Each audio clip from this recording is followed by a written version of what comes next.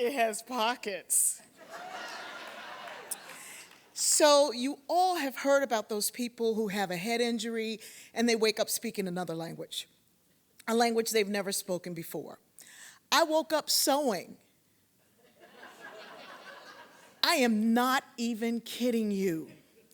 I suffered a really traumatic brain injury, and it was debilitating. There was a siren going off constantly in my left ear. It never stopped. I was nauseous, I was angry, I was frustrated. I couldn't read. I couldn't drive a car. Well, I could, but my family wouldn't let me. Nothing was what it was before, and I couldn't find myself. And it was terrible. And I remember one day I was trying to pour milk in my tea, and I was pouring it in the purse. And I knew it was wrong, but I couldn't stop myself. And so I went to the specialist and I said, "You're going to have to fix this." And he said, "We don't like to use words like fix." I said, "Make up a word and apply it." And he said, "Well, what's happening is this. Your brain, the computer was designed to work just like your brain, and you've been storing memories and thoughts and ideas and everything. You've got a memory for walking, one for talking, a script for walking and talking. All of those scripts are all confused, and they have to be put back together. And just like the computer, you have crashed, and you're going to have to reboot." I looked at him, I crossed my eyes, and I started doing this. He said, "Are you okay?" I said, "Uh-huh." He said, "What are you doing?" I said, "Deleting old files." "Look, there's you." I was so frustrated with the fact that I would heal, but when? They sent me down the hall to the occupational therapist, who was this delightful woman who recognized very quickly that something was wrong. Well, it was her job to know, and she was really good at seeing it. And I started unloading everything that was wrong. I said, "I earned a PhD at 26. I read 6 books a week. I've taken care of my 5 adopted children. I'm caring for my mother. I'm doing all these things, and my brain is broken." And she looked at me and said, "Move to your heart." I don't even know if she knew that she said that. The level of frustration I had was so great. I heard everything at the same level. Somebody walking, the sound of the air conditioner, everything was at the same level, and I would get angry if somebody was writing a letter. It was just frustrating. She saw the frustration, and she said to me, "I need you to know this. Your brain is going to heal. It's going to take some time. But wherever you are when it heals is where you will be." I told my family, and every time I'd get frustrated, my daughter would look at me and go, "Is this where you want to be when you heal?"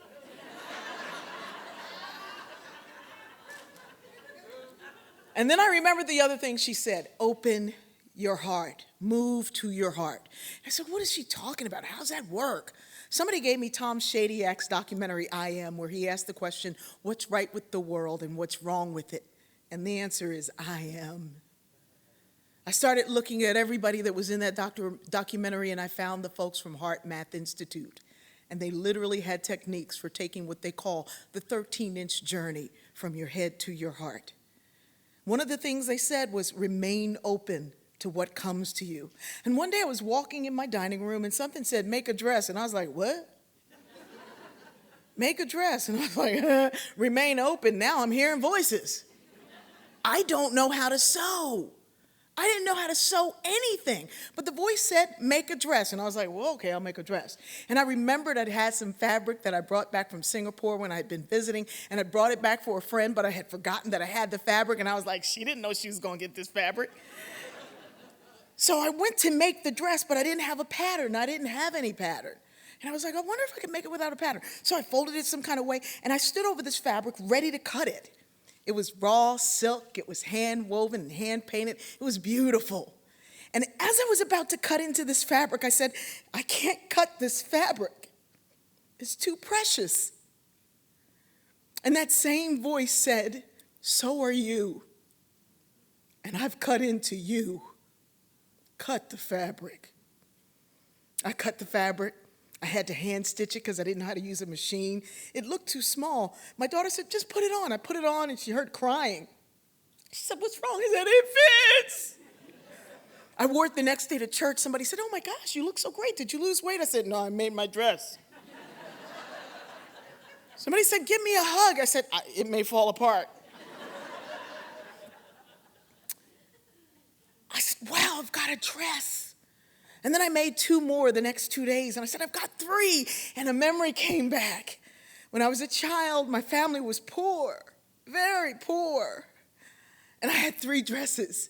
And kids would make fun of me. And they said, we can tell what day of the week it is by what dress you're wearing. And so I called my friends over and I said, take everything in my closet except those 3 dresses I made. They said, oh, bless her heart. She is just not healed. Is that Louis Vuitton? I had those 3 dresses and I said, I'm either going to learn to sew or this is where I'll be. And I said, where do I want to be? And I kept saying, I just want to be normal. I just want to be normal. And then I remembered that the thing that takes more energy from me than anything is trying to not be who I am. And I have to be honest with you. Up until that point, I had been living with MS for years. And I didn't say it. I didn't want to admit it out loud. I was falling everywhere because I didn't want to admit that I needed help. I didn't want to admit what was wrong. But we can't heal what we won't admit to. This nation is sick and rife with the disease of racism, and sexism, and homophobia, and all these things that we can't heal from because we don't want to admit it. And we've got to admit it if we want to be healed. And then once we're healed, we've got to stop re-injuring. I decided I don't want to go back to normal. I want to get to better. One day I woke up with a migraine. I said, I'm not going to make it. It's so cold outside. I've got a migraine. And I thought of all the people who were outside and cold. And I said, I wonder if I could make a coat.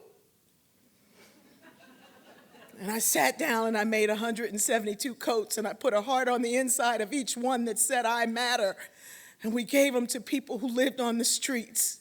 They some designer people now.